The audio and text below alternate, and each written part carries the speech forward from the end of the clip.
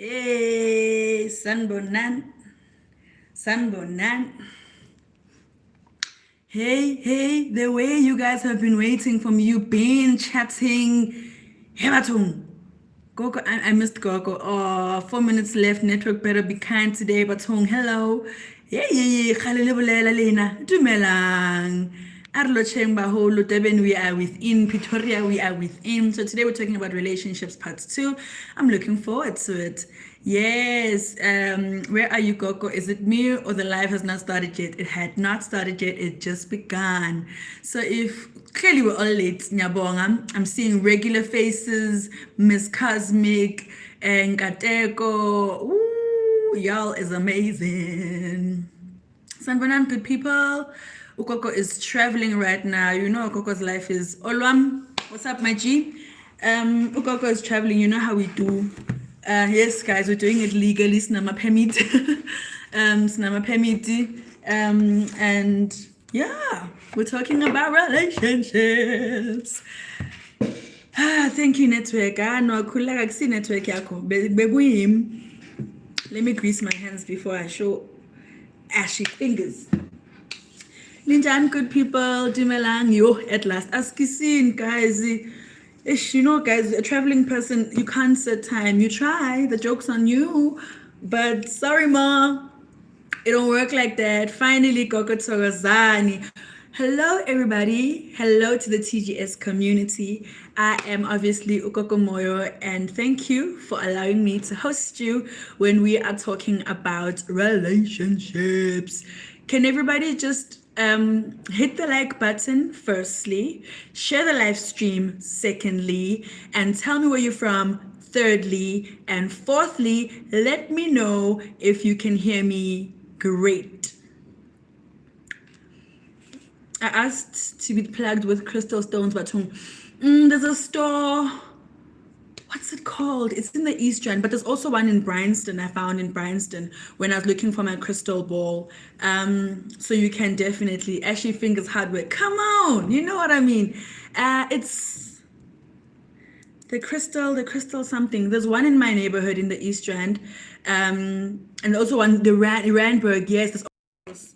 You know, the only thing I don't like about YouTube is the fact that it likes to reconnect. I'm not sure why. Yo, the skin is popping. So, yeah, guys, you're going to be happy to know I bought a new deck.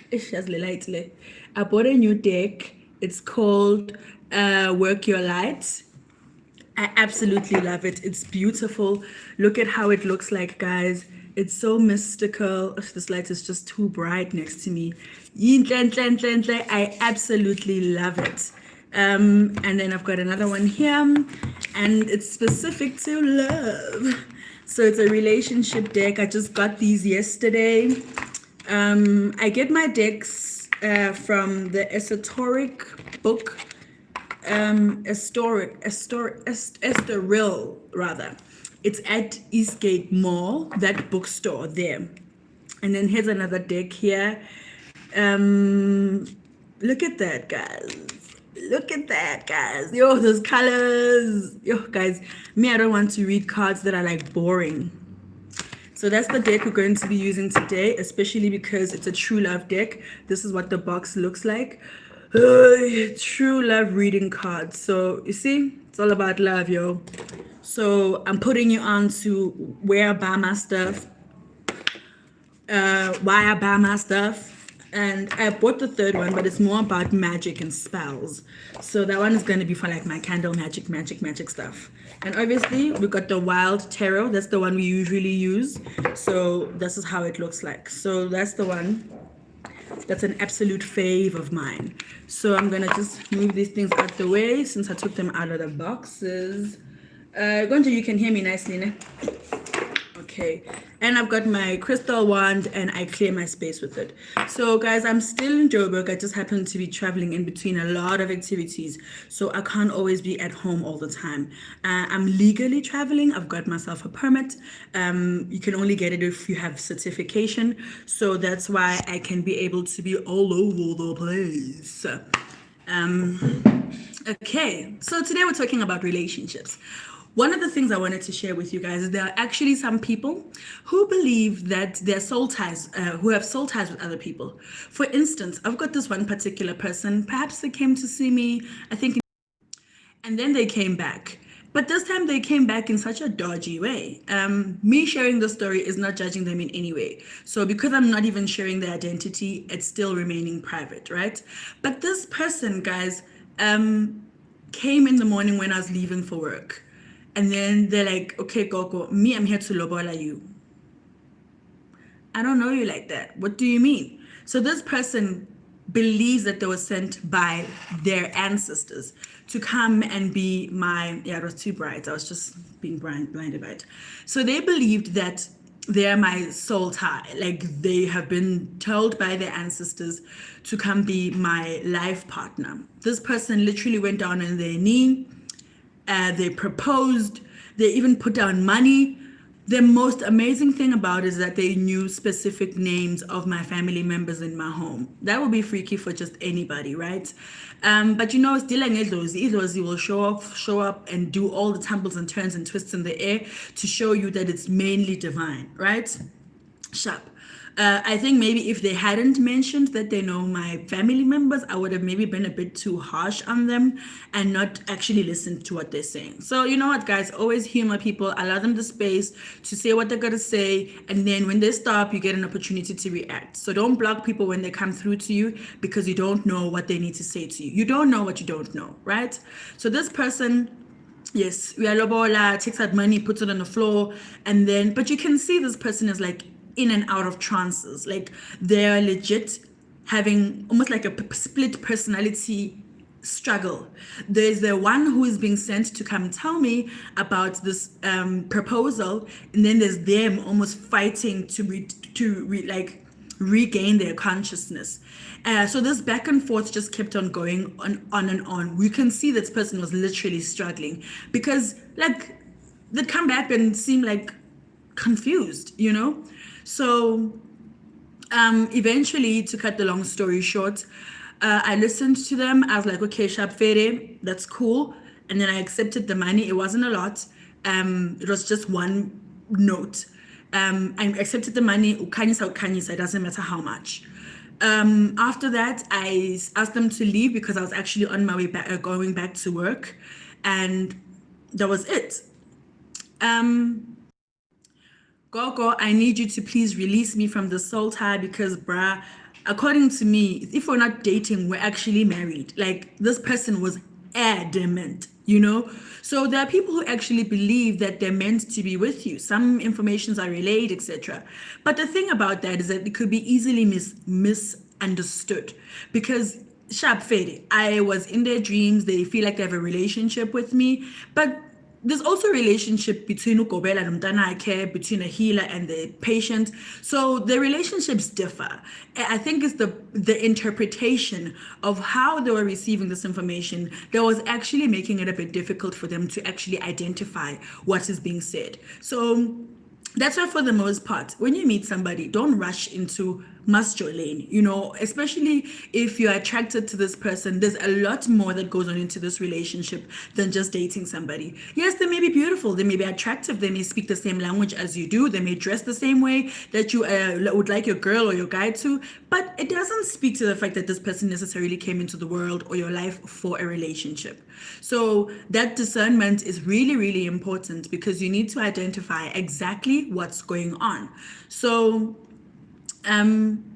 yeah, it freaked me out that this person was still there, and because I had just brushed it off that no, lo muntu lona bekasemoyeni, you know, bekasemoyeni, there's information that they had to relay. So it's seeing all messages visible. Yes, please, I need to see what the people are saying. Guys, like whoa. So that's, I had to stop that relationship there. So when they came back again, sending texts saying, "Yay guys, phela mina nawe gogo, mina nawe phela." I was like, how batung, this thing is not ending. Such situations, it's also possible that you could do a ceremony for it. There could be a more westernized one. Perhaps where you take a piece of paper, write someone's name on it, literally write a letter and ask for the relationship to end.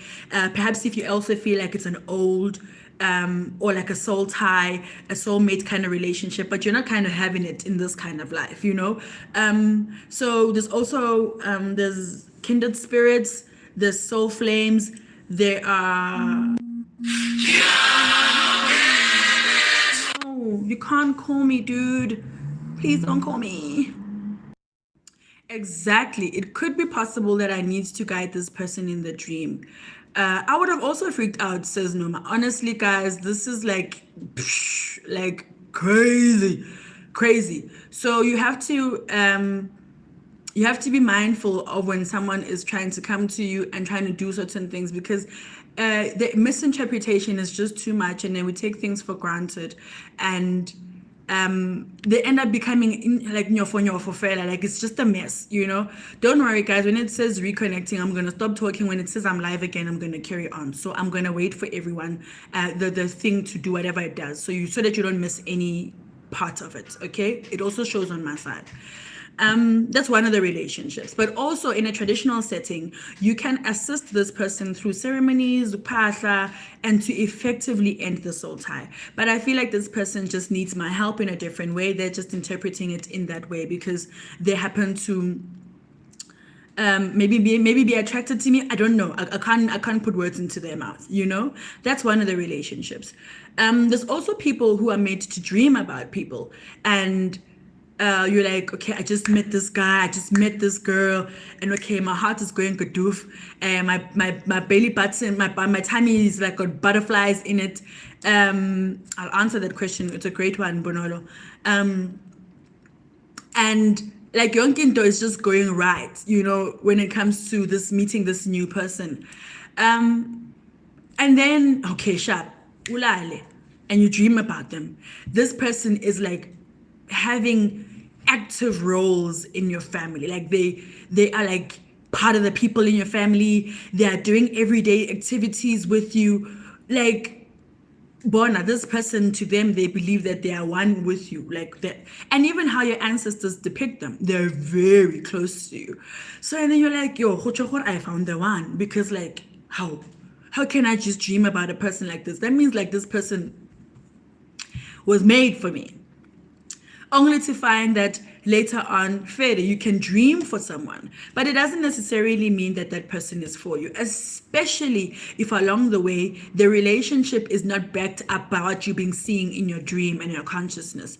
And also vice versa. You may feel like someone is the right person for you, only for you to dream about them being very toxic.